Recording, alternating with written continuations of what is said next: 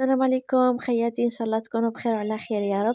صحة عيدكم، كل عام وانتم بخير إن شاء الله. جيتكم اليوم بوصفة الأرز في لاكوكوط مع اللحم في لاكوكوط تاني طايب زبدة ويطيب بنين، غير بجوج كيسان ما وشوية بصل يطيب لك زبدة ويطيب ما شاء الله. شوفوا لي هداك الرز تاعي كيفاش جا مزربع، جا ما شاء الله، والبنة ما نحكي لكمش.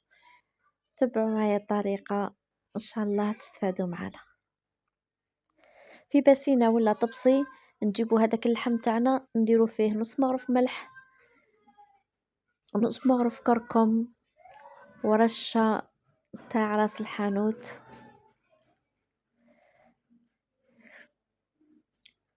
ونديرو فلفل الكحل وزوج مغارف كبار زيت. نخلطو هاداك اللحم مليح، واللي عندها لاموطارد تقدر تزيد لاموطارد، انا ما عنديش ما درتش. تخليه يريح في الفريجيدار، يريح مدة 10 دقائق باش هادوك لي زيبيس يشربوا مليح هداك يشربوا من اللحم، ومن بعد نجو نطيبوه.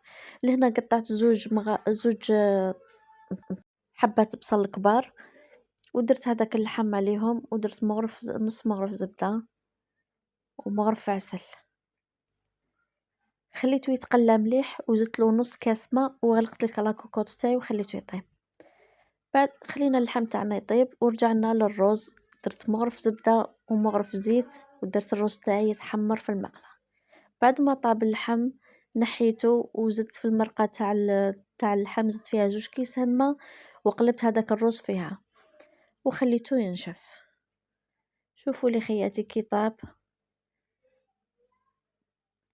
جا مزربع ما شاء الله، والبنة ما نحكي لكمش، جا الله يبارك.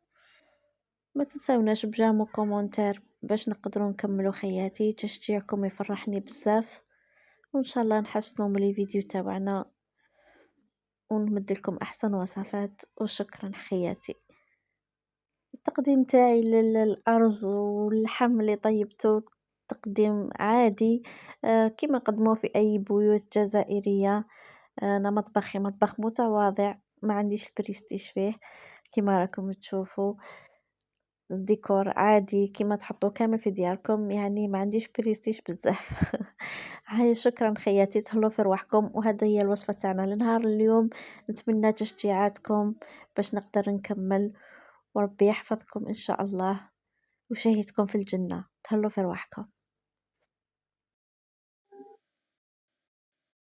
لكم فيديو اي ام هشام.